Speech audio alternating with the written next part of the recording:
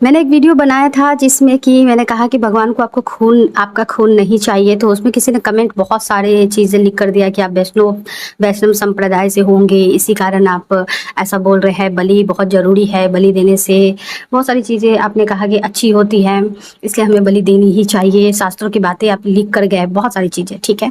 तो मैं आपका अपमान नहीं कर रही हूँ, ना ही मैं ये बोलूँगी कि आप मेरी बातों को मानो ही। मैं अपनी बात रख रही हूँ और बात रखने का अधिकार तो सबको है।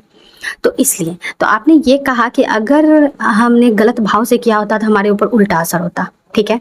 तो पहली बात, इस दुनिया में एनर्जी तो एक ही है, ठीक है। इस एनर्जी को आप किस तरह से पूछते हो ये आप पे डिपेंड करता है। कोई उसे नियमों में बांध देता है, कोई उस पे विधि बांध देता है, कोई उसमें बहुत हार्ड कर्मकांड जोड़ देते हैं, और कोई सिर्फ अपने भीतर उतर जाता है।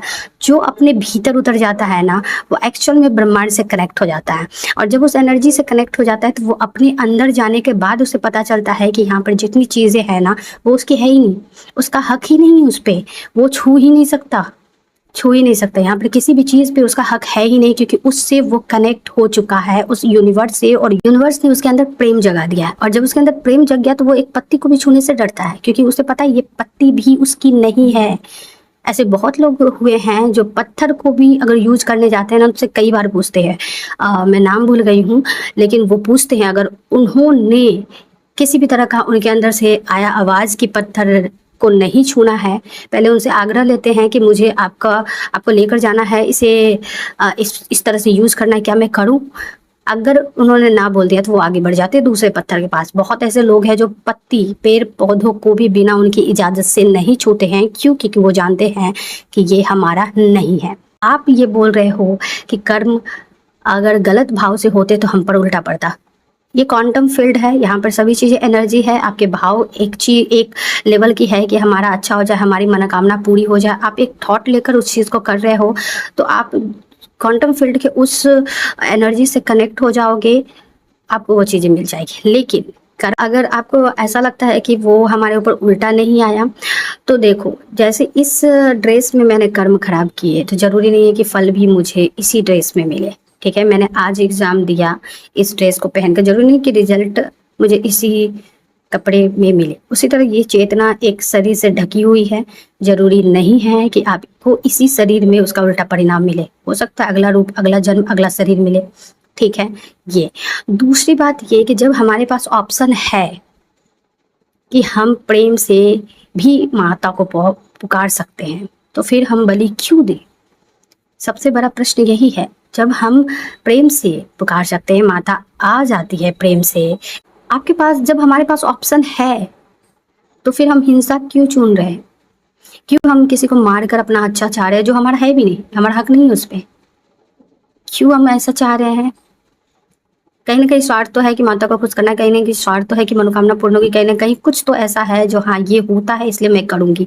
ये भी पॉइंट है कि आपके पास प्रेम है, प्रेम से आप माता को पुकार सकते हो, प्रेम से आप गिर जाओगे, पड़ जाओगे, उनके पीछे पड़ जाओगे, भाव प्रेम का जगा लोगे कि माता को आना ही पड़ेगा, तो वो आ जाएगी। लेकिन सबको ये रास्ता अलग अलग चुनते हैं, ठीक है। जब अलग अलग रास्ता चुनते हैं तो फिर वो उनको सपोर्ट करने लगते हैं कि यही सही है, यही सही है, क्योंकि यही होता आया है, इसी कारण ये एक परंपरा बन जाती है, ठीक है। आपने कहा कि शास्त्रों का भी बात मानना चाहिए, विरोध नहीं करना चाहिए। तो पहली बात तो मैं एक खोजी हूँ, मैं प्रश्न को खोजती हूँ। दूसरी बात, जो अगर आप शास्त्रों की बात ला रहे हो बीच में, तो जो आत्मज्ञानी होते हैं, जो ब्रह्म ज्ञानी होते हैं, मैं नहीं हूँ, पहले मैं क्लियर कर देती हूँ। जो भी ज्ञानी होते हैं, जो आत्मा की आवाज़ से चलते हैं ना, वो शास्त्रों से भी ऊपर होते हैं, क्योंकि वो आत्मा की आवाज़ से चलते हैं, उनके अंदर करुणा प्रेम खुद जगता है, वो जगाते नहीं है, उनके अंदर खुद ब खुद ये होता है, ठीक है। तो वो इनसे ऊपर हो जाते हैं, तो फिर वो अपने आत्मा की आवाज़ से चलते हैं, वो अपने अंदर के प्रेम के जो फूल खिले हैं ना, उसी से दुनिया को देखते हैं, उसी तरह से लोगों को देखते हैं, और सब में उनको भगवान ही दिखता है। और जैसा कि पहले शुरू में मैंने कहा कि किसी फूल पत्ती को भी छूने का हक नहीं होता है, ठीक है। तो बलि प्रथा का जो भी सपोर्ट कर रहे हैं, जो भी करते हैं और करते आ रहे हैं और चाहते हैं कि ये होता रहे, तो पहले मैं सच बोलूँगी कि आप पहले उस अवस्था तक ज़रूर जाएँ। आप अंदर खोजें। आप शास्त्रों की बात बोल रहे हो ना, आप शास्त्रों को कुछ देर के लिए अगर आप सच में प्रश्नों का सच में उत्तर चाहते हो, छोड़कर आप अपने अंदर जाएँ। अंदर जाने के बाद आप देखो कि आपके अंदर क्या बचता है। क्या आपके अंदर क्या आपके अंदर हिंसा बचता है या फिर प्रेम का फूल खिलता है? आपको खुद आंसर मिल जाएगा कि आपके अंदर प्रेम का फूल खिलता है या हिंसा बचता है। ठीक। तो आपने कहा कि मैं वैष्णव संप्रदाय से होंगी, इसी कारण मैं बलि का विरोध कर रही हूँ, पर यहाँ पर बात प्रेम से है, यहाँ पर बात प्रेम की है, यहाँ पर बात करुणा की है, यहाँ पर बात इंसानियत की है।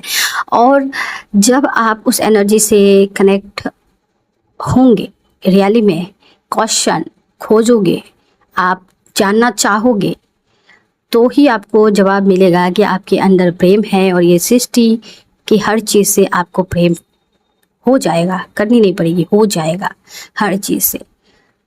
आपने कहा शाक्त परंपरा, शायद यही कहा था, और आपने कहा तंत्र में ऐसा होता है। तो देखो देखिए मैं यहाँ पर किसी परंपरा और विधि नियम की बात करती ही नहीं हूँ, क्योंकि आप जब उस एनर्जी से, आप जिस तरह से उस एनर्जी से कनेक्ट होंगे ना, आप उसी तरह से उस एनर्जी को अपने प्रति व्यवहार करते हुए देखेंगे। जैसा कि कृष्णा जी ने कहा है, मैं ही सब हूँ और जो मुझे जिस तरह से पूछता है, जिस भाव से पूछता है, मैं वैसे ही उसे, तो उसी तरह आपकी भाव ऐसी है कि आप बलि दोगे तो आपका काम बनेगा, आप बलि दोगे तो ही आपके साथ अच्छा होगा, आप बलि दोगे क्योंकि ऐसा लिखा हुआ है, आप बलि दोगे क्योंकि मनोकामना पूरी होती है, बलि दोगे क्योंकि आपके साथ अब तक कोई उल्टा असर नहीं हुआ है। तो ये आपकी मान्यता है और मान्यता ही बाद में ये परंपरा बन जाती है। और फिर आपको लगता है कि आपकी जो ब्रह्मांड है, ये जो, फिर हमें लगता है कि ये जो माँ है, उनको जब कुछ नहीं मिला तो वो गुस्सा हो जाएगी, मिल गया खुश हो जाएगी। इस तरह के भावना से अगर आप पूजते हो तो वाकई में आपके भगवान वैसे ही रिएक्ट करेंगे कि आपको चढ़ाओगे। आपकी भावना अगर ऐसी है कि अगर मैं चढ़ाती हूँ तो भगवान अच्छा करते और नहीं चढ़ाती हूँ तो भगवान कुछ बुरा कर देते, तो एक्चुअल में आपके साथ भी यही होगा, क्योंकि आपकी भावना ही ऐसी है। अगर भावना जैसी होगी, आपकी सृष्टि भी वैसी ही होगी। तो कुल मिलाकर बात इतना ही है कि मैं बलि के विरोध में हूँ। जिनको भी ये हिंसा की परंपरा पसंद नहीं है, जिनको भी ये बलि प्रथा पसंद नहीं है, मैं चाहूँगी कि वो सब मेरे साथ जुड़ जाए, मेरे वीडियो को शेयर करे, मेरे साथ खड़ा हो और एकजुट हो, ताकि ये जो हिंसा है, ये क्रूरता है, उस बच्चे पे जो अपने आप को रोक नहीं पा रहे हैं, बचा नहीं पा रहे हैं, जो मरने वक्त भी चिल्लाते हैं लेकिन उनको नियमों, परंपराओं, शास्त्रों के नाम पे मार दिया जाता है, ये बोल करके आप शास्त्रों का विरोध नहीं कर सकते। तो यहाँ अगर आप बोल रही ये बात कि शास्त्रों का विरोध नहीं कर सकते, तो आप भी प्रेम का विरोध नहीं कर सकते। यहाँ हिंसा का विरोध मैं कर रही हूँ, ना कि आपके शास्त्रों का, आपकी परंपराओं का, आपका नियम का नहीं, बस हिंसा की विरोध कर रही हूँ, क्योंकि प्रेम ही सत्य है।